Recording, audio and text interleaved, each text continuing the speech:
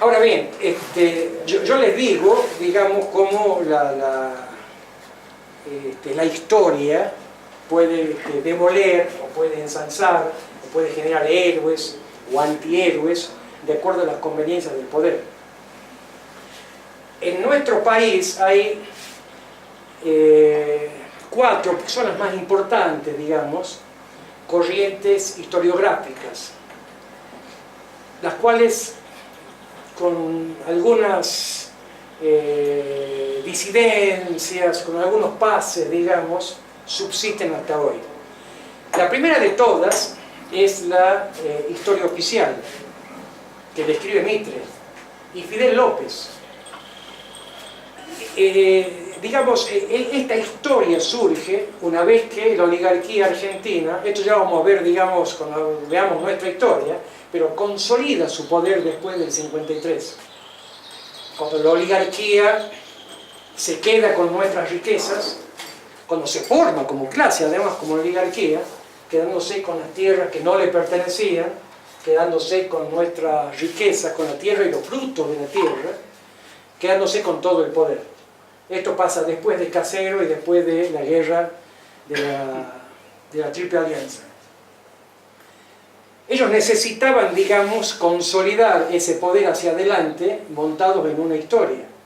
Por eso que los ejes para esa historia son precisamente Mayo, el 9 de julio, la tiranía de Rosas, Caseros, y son los ejes en los cuales van a armar toda la literatura de historia que empiezan a estudiar nuestros niños a partir del 60 y del 70. Se nutre, digamos, de esa concepción de la historia.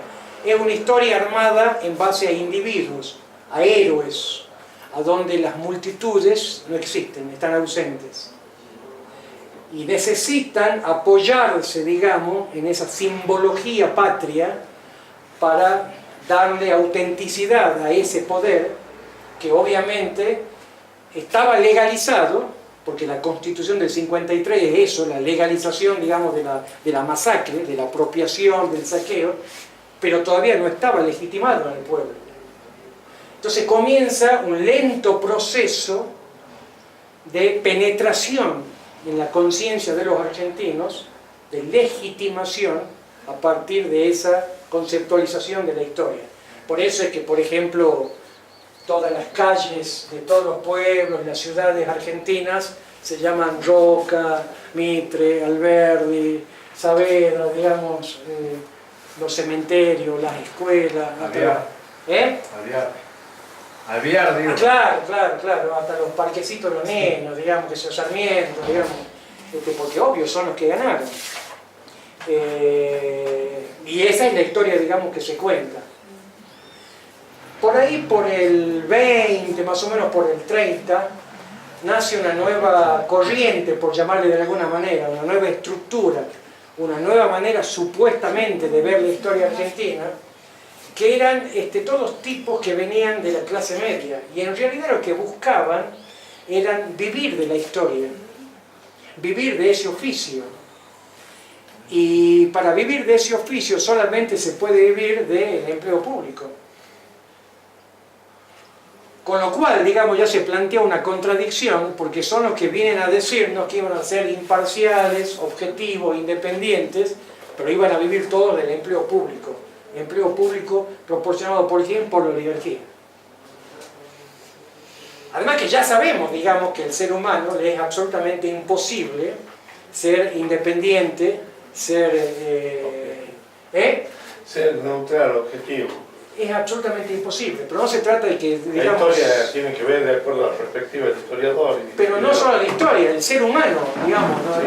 Es imposible que nosotros podamos ser objetivos ante cualquier hecho de la vida, o imparciales o independientes. Nos negaríamos como sujetos. Claro, es una ridiculez total, digamos. Cuando ustedes por ahí ven que algún tipo en televisión, digamos, dice: yo soy un periodista independiente. Entonces, claro, que tienen que preguntarle, ¿independiente de qué? O de quién, digamos, ¿no? Te van a decir: no, del gobierno, yo con Cristina, bueno. Entonces, digamos... El índice de independencia. Claro.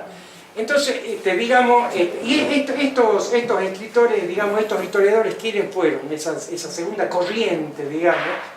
Pues ahí estaba Ravigliani, muchos Levene, todos, digamos, nuestros abuelos y tatarabuelos, y nuestros padres incluso, la historia argentina que estudiaron, la estudiaron con Ravigliani, con Levene, con De Bedia, que son todos historiadores de esa generación. Y ahí hubo un historiador que se lo ubica en esa escuela, o en la que viene, digamos, que es tucumano, era periodista, y es el autor de la frase, de la conceptualización, la década infame. La década infame pertenece como pintura, digamos, de una época, a José Luis Torres, que es un periodista e historiador tucumano que pertenecía a esa corriente, el más honesto, digamos, de todos ellos.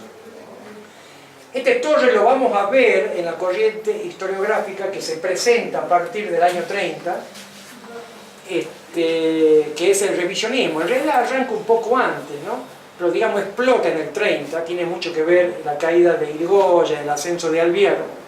Y entra de más contemporáneo más acá. Claro.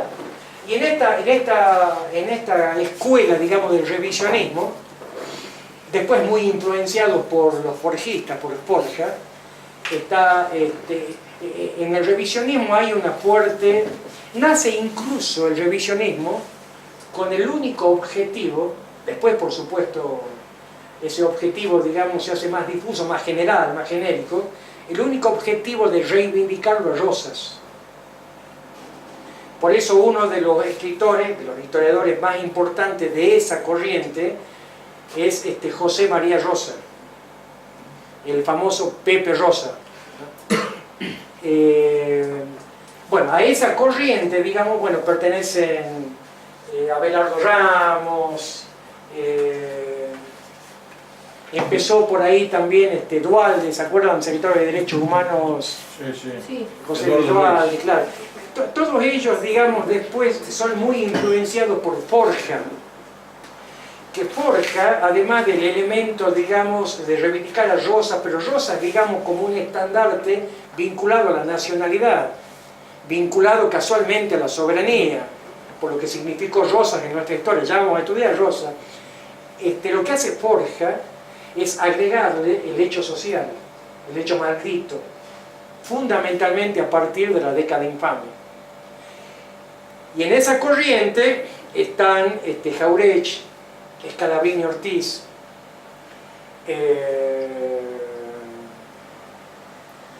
bueno, de los más importantes, digamos. El padre de Ernesto Laclau era parte de, estaba en el grupo de él. Claro, de Forja. El padre de Ernesto Laclau. Sí. Él lo cuenta como una cuestión que él se vinculaba con todo ello, con Jauretsch sobre todo. Claro, bueno, después hay, digamos, el que es para mí el mejor de todos, que es imposible, por eso que no lo hacen, encasillarlo en una escuela, pero además, digamos, no lo nombran, porque precisamente es el historiador, el político, el ensayista, el polemista, el formador de conciencia, que con una genialidad implacable, con una lucidez descomunal y con un patriotismo fuera de lo normal, señaló a la oligarquía, señaló a la burguesía corrupta como los cánceres del país e hizo una síntesis del pensamiento nacional y del proyecto nacional y popular, que es Hernández Arregui. Pero Hernández Arregui comienza a escribir, digamos, a publicar, mejor dicho, ya en los 60. Creo que el primer libro de él, o 57, 58, no recuerdo bien, que Imperialismo y Cultura. Es el mejor de todos, Hernández Arregui. Bueno, estas son, bueno, después de la caída de Perón, hay una nueva corriente que se llama, es increíble, digamos, que se llama, así se llama, de la historia social.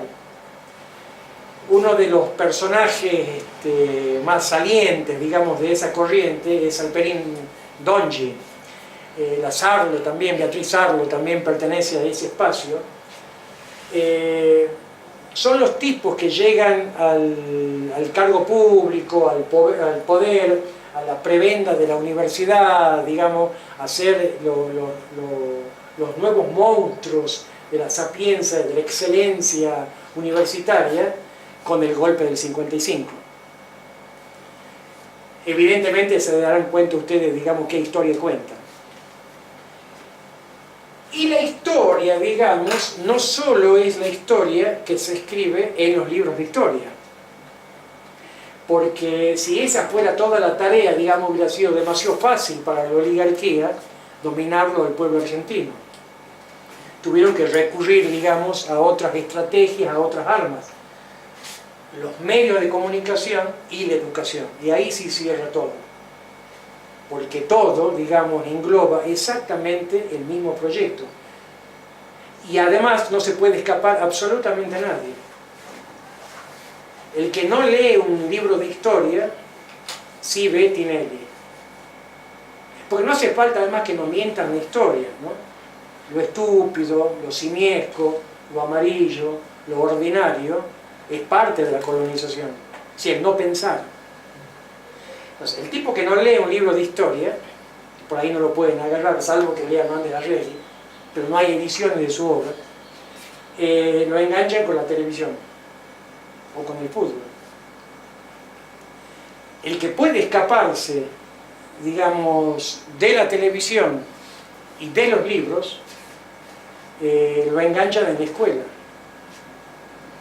Y si va creciendo, lo enganchan en la universidad, por algún lado. Entonces lo mejor sería... No, tener un espíritu crítico. Lo que ustedes están haciendo es una genialidad. Porque están escuchando, digamos, 80 millones de estupideces, pero dos cosas que puedan servirle. Esas dos cosas que puedan servirle Es lo que hay que captar. va a generar como un disparador en las conciencias de ustedes. Ahora, digamos, si yo lo que voy a hacer es, yo que quiero saber historia argentina, y bueno, tomo una pildorita, que es la pildorita, digamos, Mitre, bueno, ya está, no se discute nada.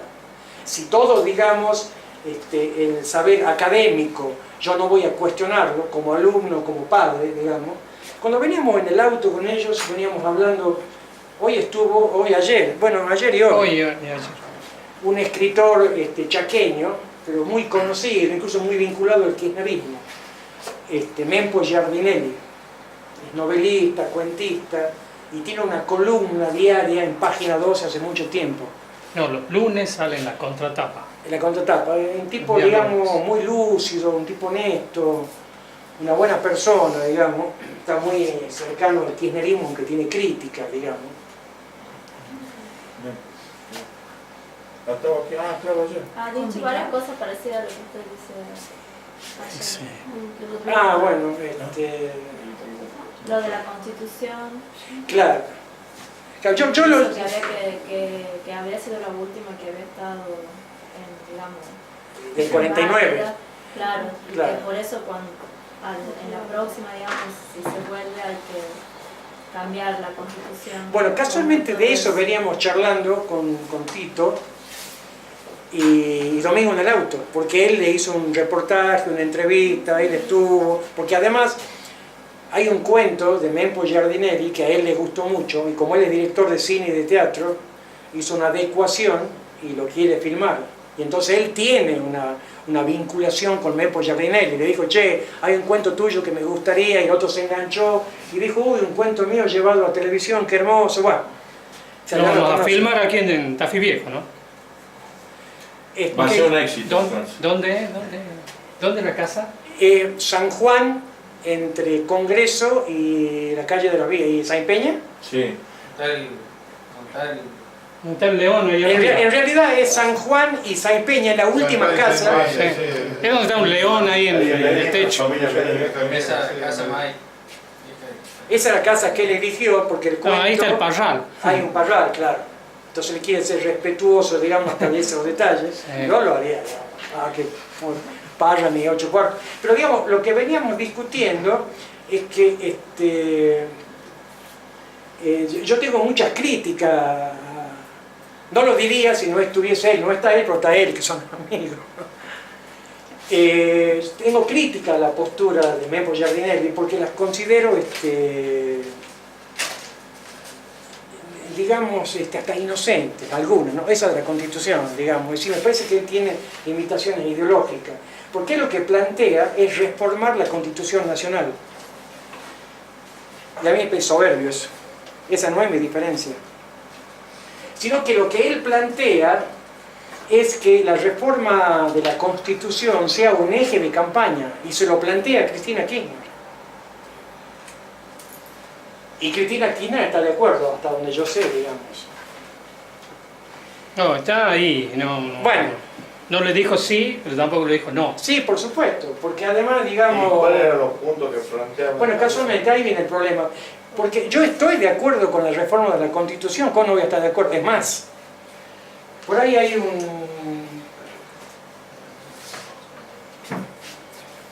Nosotros somos... No voy a hablar de la agrupación política a la que yo pertenezco, porque puede caer mal ustedes solo en la agrupación política. Y yo no hago política partidaria dando la charla. Pero nosotros, digamos, como Fundación Forja, de eso sí puedo hablar, tenemos una fundación que se llama Forja, nosotros promovimos la reforma de la Constitución cuando Cristina era presidenta, para incorporar, como gancho, digamos, la reelección, para que ella pueda ser reelecta, y no caer en lo que caímos, digamos, con Scioli. Pero como gancho digo, porque en realidad nosotros lo que queríamos era textualizar, arquitecturar en esa reforma un proyecto de patria. Y todo este trabajo que hicimos nosotros, están todos los puntos que nosotros decíamos y decimos que hay que incorporar a la Constitución. Con el artículo 40 incluido. Claro, pero digamos, con todo lo que no tiene el artículo 40, que no podía tenerlo porque está en el 40. Pasaron muchas cosas, digamos. Me pregunto una cosa.